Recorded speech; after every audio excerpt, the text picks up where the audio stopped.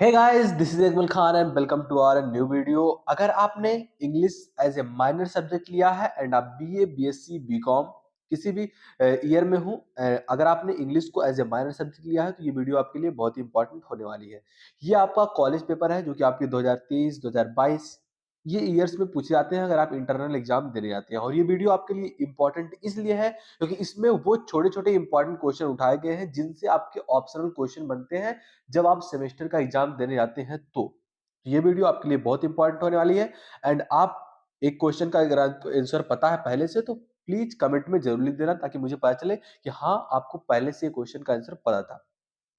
तो इसके ये आपका कॉलेज पेपर है इसलिए यहाँ आपके मैक्सिमम मार्क 10 नंबर के दिए गए हैं एंड आपको समय 1 घंटे मिलेंगे। पहला प्रश्न हमारा कह रहा है give the answer to this question.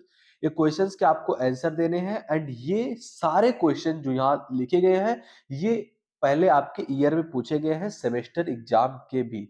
तो यहाँ पहला प्रश्न है who is the writer of, यहाँ हु इज द राइटर रहेगा, राइट नहीं, writer of Romeo and Juliet. तो रोमियो और जूलियट जो कथा है इसके राइटर कौन है, तो आपको पता हो तो कमेंट में जरूर लिख देना। वैसे इसके राइटर हैं विलियम शेक्सपियर।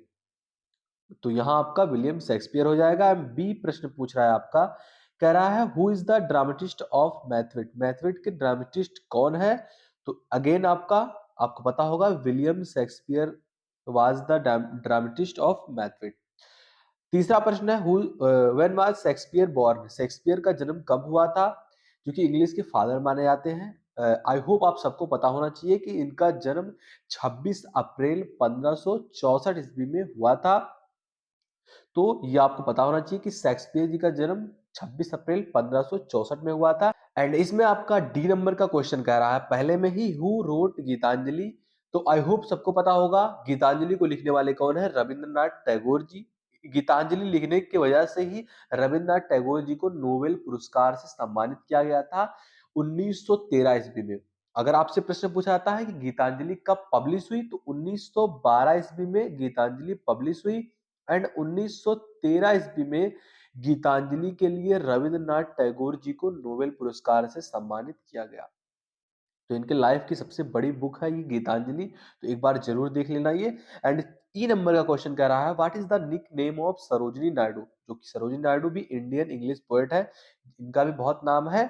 इन्होंने ये जो है बहुत सारी रचनाएं की, लेकिन इनका जो निक नेम था वो क्या था, तो इन्हें लोग नाइटिंगेल ऑफ इंडिया के नाम से पुकारते थे। नाइटिंगेल ऑफ इंडिया के नाम से इन्हें पुकारा जाता था, तो इनका यही निक नेम था। ये क्वेश्चन आपका अभी पिछले एग्जाम में भी आया हुआ था। नाइटिंगेल ऑफ इंडिया के रूप में कौन जानी जाती है, तो सरोजिनी नायडू। एंड आगे बढ़ते हैं ग्रामर की ओर। ग्रामर से क्वेश्चन आपके उठाए गए हैं जिसमें आपको प्रीपोजिशन बनना है, करेक्ट प्रीपोजिशन कि कौन से लाइन के लिए, कौन से सेंटेंस के लिए क्या आपका सटीक वर्ड रहेगा। जैसे पहला आपका the cat jump dot dot dot the rat. जो है कैट ये जंप की ऑन द रैट या फिर अपॉन द रैट या फिर अबव द रैट। तो इसमें आपका करेक्ट आंसर क्या हो जाएगा, upon. The cat jump upon the rat. तो दूसरा है आपका प्रश्न इसमें ही इज स्विमिंग। अब यहाँ इन भरा जाएगा, इनटू भरा जाएगा, इनसाइड भरा जाएगा रिवर के लिए। यहाँ आपका इन भरा जाएगा, the he is swimming in the river. And C आपका है the cows is dot dot tree. वो पेड़ के अंडर बैठे हैं या बिलो बैठे हैं या फिर डाउन नीचे के लिए यहाँ कौन सी मीनिंग लगेगी, तो यहाँ आपका जो करेक्ट मीनिंग रहेगा the cow is under the tree. तो यहाँ पर क्या हो जाएगा, अंडर। एंड चौथा है you are writing dot dot ink. तुम लिख रहे हो किससे, इंक से। तो यहाँ विथ लगेगा या फिर इन लगेगा या फिर फॉर्म, तो यहाँ फिर क्या लगेगा आपका with. You are writing with ink. अब यहाँ से आपके ग्रामर पोर्शन खत्म होते हैं एंड आगे जो आपका है फिर से आपको लिखित करना है।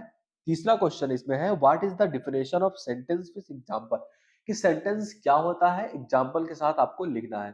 तो आई होप सबको पता होगा कि सेंटेंस क्या होता है। इसमें कर्ता होते हैं, वर्ब होते हैं, सहायक क्रिया होते हैं, प्रीपोजिशन मिलके आपका एक सेंटेंस का निर्माण करते हैं। एग्जाम्पल के थ्रू में कुछ भी आप लिख सकते हैं, ऐसे ही इज राम, ऐसे सेंटेंसेस आपके होते हैं। चौथा क्वेश्चन करा, how many kinds of part of speech with their name. ये क्वेश्चन आप कमेंट में जरूर लिखना, बहुत ही इजी क्वेश्चन है, मैं ये बताने वाला नहीं हूँ, क्योंकि how many kinds of part of speech आपसे पूछा जाता है, कितने प्रकार के होते हैं, कमेंट में जरूर लिखना है, उसके नाम भी मेंशन कर देना। एंड पांचवा क्वेश्चन आपका कह रहा है, how many part of sentence, एक सेंटेंस के कितने पार्ट होते हैं, ये आपको लिखने हैं। एंड अगला है आपका छठवां, give the definition of pronoun with example. ये सारे क्वेश्चन आपके 6-7 से हैं। अगर आपको नहीं आता है तो आपको एक बार सोचने की जरूरत है कि हमें प्रोनाउन नहीं आता है, हमें कितने प्रकार के सेंटेंस होते हैं ये नहीं आता, हमें पार्ट ऑफ स्पीच नहीं आता।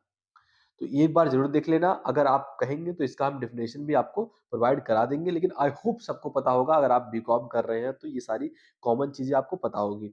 एंड अगला है आपका, what is the name of Gautam Buddha, Gautam Buddha का क्या नाम है। एंड अगले जो क्वेश्चन है कि पहला आपका इसमें ट्रांसलेट इनटू इंग्लिश करना है, 5 क्वेश्चन आपके पास हैं, इनको आपको इंग्लिश में ट्रांसलेट करना है। 9वां क्वेश्चन आपका कह रहा है, what is the definition of interrogative sentence.